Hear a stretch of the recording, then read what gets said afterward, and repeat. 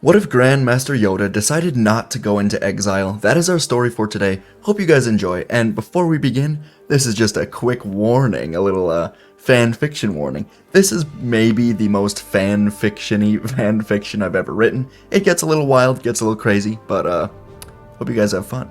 It's all just supposed to be fun around here, right? So I hope you guys enjoy, and let's get right into it.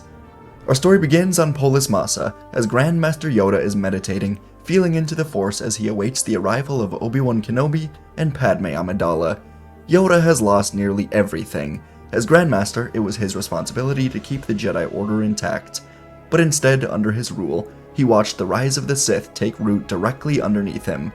A loud part of his mind was telling Yoda to go into exile, that his time was over, and it was time to let a new hope rise in the galaxy. But another part of him, a much smaller but growing part of Yoda's mind, was telling him to keep fighting, to fight until the Sith were dead, to do whatever it takes. Yoda admittedly feared this part of his mind, but perhaps it's what the galaxy needs. He stayed in meditation for a while longer, deciding on what to do, and then he went down to meet Kenobi and Padme, as Padme was going into labor, and soon, the children of the Chosen One were born. Once they were born, Yoda, Kenobi, and Bail would decide that Luke will go with Obi-Wan to Tatooine, where Obi-Wan will watch over the boy until he is ready. The Lars family will raise him, and Leia will go to Alderaan with Bail. It would be a long time until these children were ready to fight the Sith, and there was no telling whether or not they would truly be able to defeat them. Yoda acknowledged this was a good backup plan, but in the meantime, he would need to try to restore whatever was left of the Jedi Order. He told Obi-Wan and Bail that he would be going out into the galaxy to find himself, to realize his mistakes, and to do what must be done. They would all say goodbye, with Yoda telling Obi-Wan that they will certainly stay in touch, and they all departed in their different directions. Yoda was gifted a small ship, and he flew to Ilum, where he would need to craft a new lightsaber. Upon landing on the icy surface, the cold wind was a chilling reminder of the cold darkness that now covered the galaxy, largely because of Yoda's failures. The Grandmaster had been coming here for centuries, with younger Jedi, but now he was returning as a learner once more. And as Yoda was nearing the temple entrance, the visions began. Yoda expected to have visions from the Force here, but these were almost too real. His pathway to the temple entrance was lined with the lightsabers of the Jedi who fell during the Purge, and with every lightsaber Yoda passed, he could hear the dying screams of that Jedi. He recognized Windu's saber, Kit Fisto, Plo Koon, Aayla Secura, Jaro Tapal, many younglings, and at the entrance was Anakin Skywalker's saber. It began to shake, then was pulled into someone's hand. Yoda looked up to see the burned, charred, broken body of Anakin Skywalker. He was more like a ghost, and his limbs were all radiating a blue light, and Anakin screamed at Yoda that he did this, that he failed. Yoda nodded sadly, saying that indeed he did fail. Anakin faded away, and as Yoda continued, he felt another dark presence. In the corner, he saw Anakin again, but he was not burned. Instead, he saw him holding two sabers to Dooku's neck. And Palpatine said, "Good, Anakin, good. Do it." But this is not why Yoda was seeing this. Instead, Dooku turned to Yoda and told the Grandmaster that he'd failed, that his turn to the dark side was because of him, and that now his death was because of another failed student. And Dooku's head was cut off, as the laughter of Palpatine filled the room. The Force was filled with darkness, but Yoda sat in the ice cave and meditated, feeling the Force around him. He had to embrace it. He would stay on Ilum for another month, eventually finding a new crystal and building a lightsaber, but staying here to learn and remember those who came before and after him. But eventually he was forced to leave, as the Empire sent an entire Star Destroyer worth of clones here to begin mining for Kyber crystals. But while Yoda was here, he regained some hope and realized that perhaps not all is lost. Perhaps he can restart the Jedi Order and fix his failures. Yoda wanted so badly to hold on to this hope and make it a reality, so he would travel to Tython, where he would find the Seeing Stone, and Yoda would sit atop the stone, calling into the Force for any surviving Jedi to come to him. This was risky, as a powerful dark-side user could also feel Yoda's call, but Yoda thought he was strong enough to avoid the Sith, and call only to the Jedi. But unfortunately, Yoda was still arrogant to the power of the dark side, even after the Purge. Many Jedi would hear Yoda's call, and they would feel great hope, preparing to go to Tython. But Darth Vader would also feel this call. He was, after all, recently a Jedi Knight. and upon feeling Yoda's call to Tython, Vader would go to his master and report this. Darth Sidious was happy to hear this. He figured Yoda would go into hiding and wait for some sort of Jedi resurgence, or just go off and die, but instead he was leading the Sith right to him. Sidious would not allow Vader to go on this mission alone. He'd only been put in the suit a month ago, and was simply not strong enough. So Sidious would go with Vader, along with the Grand Inquisitor, and a battalion of clone troopers. Yoda would be reminded that although some Jedi live, the Jedi Order is dead. And on Tython, around 24 hours after using the Seeing Stone, Yoda would see 3 ships emerge from hyperspace. As they landed, Yoda felt happiness as Kelleran Beq emerged, with the young Grogu. And after him, the Wookiee Padawan Gungi emerged from his own ship. And finally Caleb Dume, Padawan of Depa Billaba, landed in a beat-up ship of his own. It was a small group, but it only continued to give Yoda hope that something could be built here. The Jedi were not dead. But as all of them were greeting each other, a giant shadow covered them, as an Imperial Star Destroyer just emerged from hyperspace. Yoda's hope immediately was replaced with fear and anger, and many ships began to descend from the hangar of the Star Destroyer. Yoda told the Jedi around him that this was a mistake, and they must leave. The Jedi hesitated, but Yoda insisted they go, and as they began hurrying back to their ships, though all of the ships were blown up by the Empire, and in a row now, the Imperials lined up in front of the Jedi. Yoda, Kelleran, Gungi, and Caleb all ignited their sabers and prepared for what was next. Ramps lowered from the many ships and outpoured at least 100 clone troopers, if not more, and with them, the Emperor, the Grand Inquisitor, and someone else. A tall, armored man. The clones began firing, and the Jedi were backed up to a rock wall. Yoda was separated from the group, and he looked to see the Grand Inquisitor and Vader engage the other Jedi. The clones stopped firing at Yoda, and he was breathing heavily, as lightning suddenly emerged, slamming into his lightsaber. Yoda stumbled backwards, blocking the lightning, but Sidious emerged and told Yoda that he is an old fool. Sidious began ripping apart the rock wall, throwing rocks at Yoda. Yoda was able to catch the first few, but then the clones began firing again. Yoda was hit in the shoulder, then the thigh, and he fell to the ground as rock after rock hit him, burying him here. And as Yoda was slowly buried, he looked over to the others. The Grand Inquisitor battled Kelleran Beq, and while in a lightsaber lock, the Inquisitor smiled, then ignited the other side of his saber, slicing off the leg of Kelleran. As he fell, the Inquisitor plunged his saber through the Jedi's heart, and Vader easily battled Gungi and Caleb Dume. Yoda could tell this man was still getting used to his suit, and as Yoda felt into the Force, he realized the terrible truth.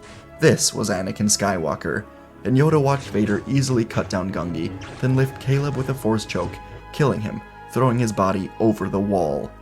And Yoda realized once more that he failed his students.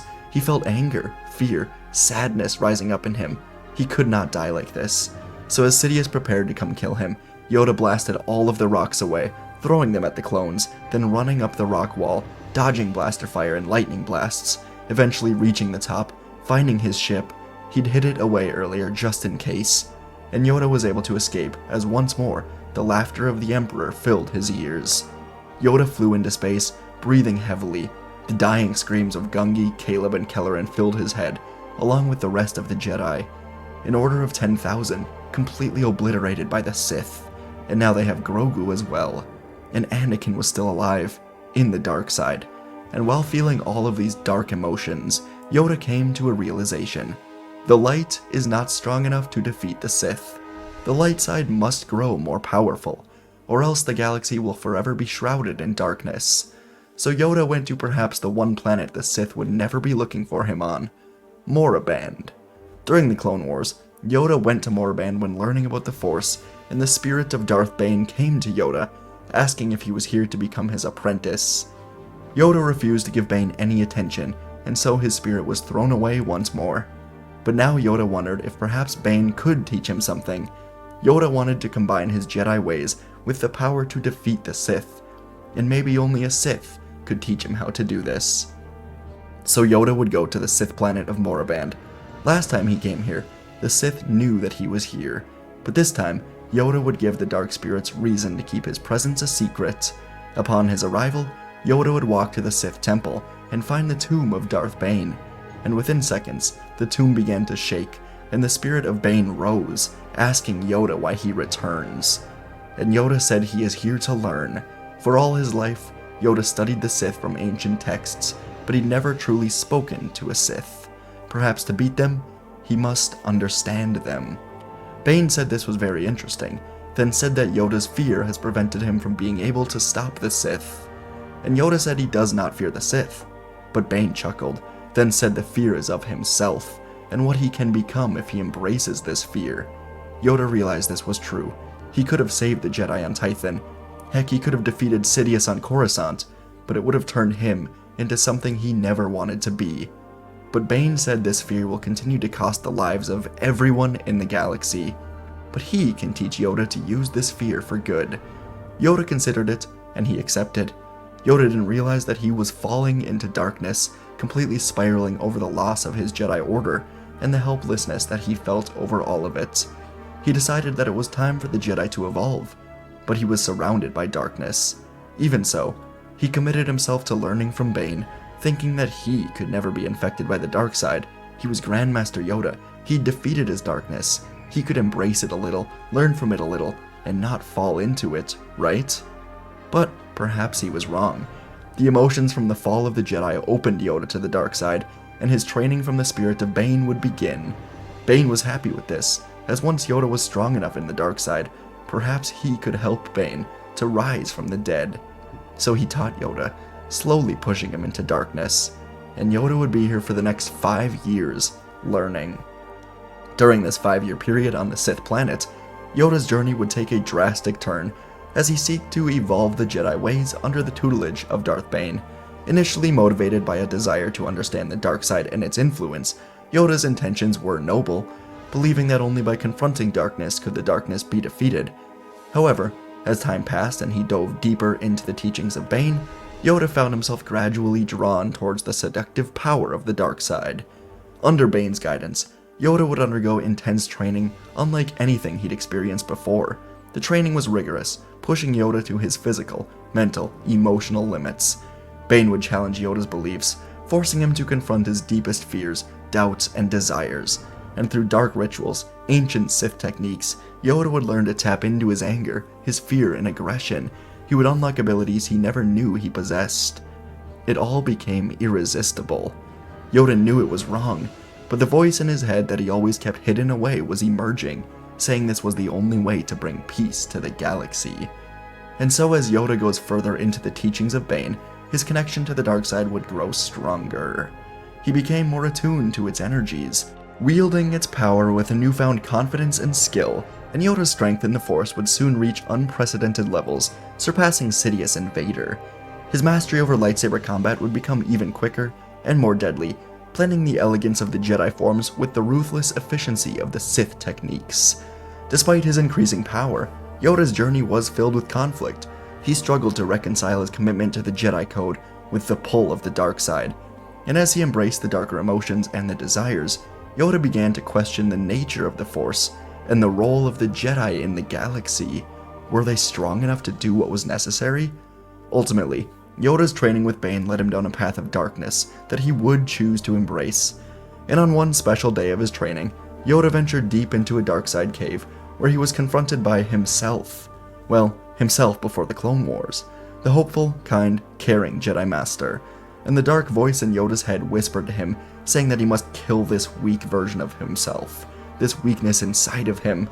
And so Yoda would battle this vision of himself, using the dark side to completely overpower and kill the light in him. Yoda felt beyond powerful, and he was ready to make the Sith pay for what they did. He would have his revenge. By the end of this 5-year period, Yoda would emerge from his training a changed being. He'd become a formidable force, wielding the power of the dark side, and Bane said the time has come for him to find and defeat the Sith. So Bane opened his tomb, and inside, Yoda found his Sith Wayfinder. Bane said that Yoda will find the Sith on Exile, and once they are defeated, then Yoda can fulfill his destiny and help Bane rise. Once Yoda has defeated the Sith, Bane will rise from the dead and join Yoda as the master and apprentice of the new order. Yoda, still thinking he was different than those who embraced the darkness before him, grabbed the Wayfinder and said he will return soon.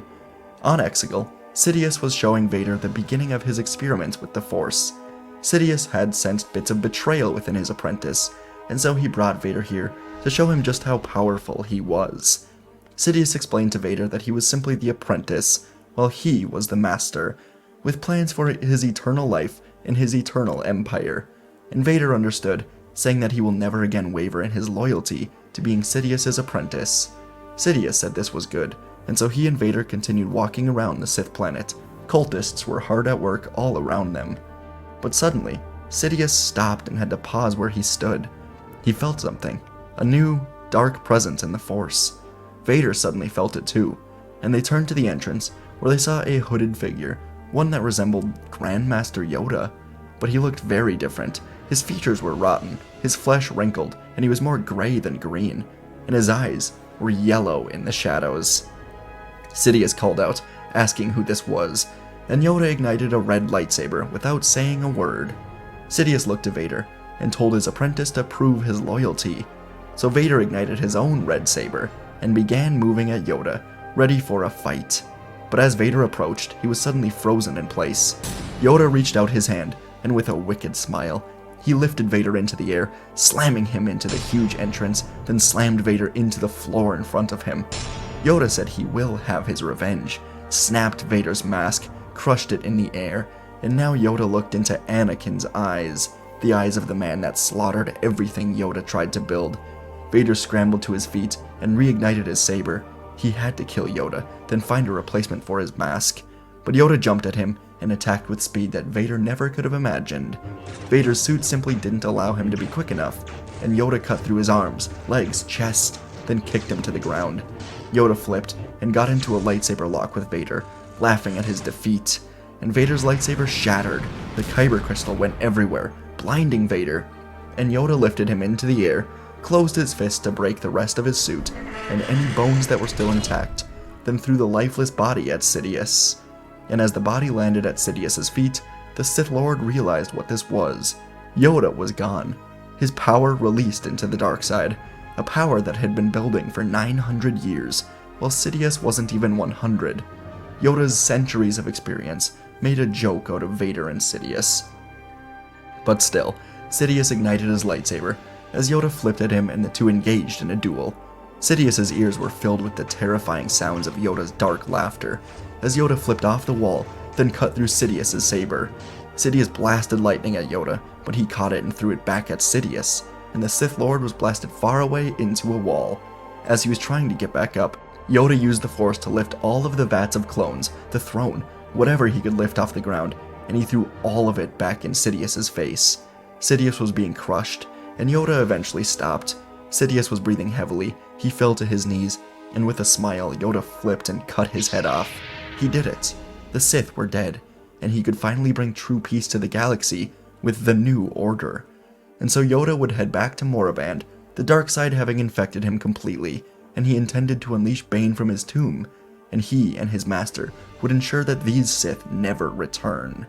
But on Tatooine, Qui-Gon Jinn came to Obi-Wan Kenobi in his sleep.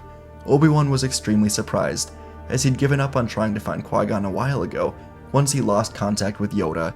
He'd felt rather hopeless, but Qui-Gon pushed through the barriers to find him, as the galaxy was in extreme danger. Qui-Gon told Obi-Wan that the galaxy needed him. The Sith were dead, but a new threat was rising, a new threat led by Yoda. Obi-Wan, of course, couldn't believe what Qui-Gon was saying, but Qui-Gon said that Obi-Wan must go to Moraband and stop Yoda. This was all so strange to Obi-Wan, but he could hear the sincerity in Qui-Gon's voice, and so he gave one last look to Luke and took off to Moraband. On the Sith planet, Yoda walked back to the tomb of Bane and said it was time they ensure that the Sith never rise again. For all these years, Bane was able to convince Yoda that they were meant to bring peace, while Sidious and Vader only wanted to bring chaos and death.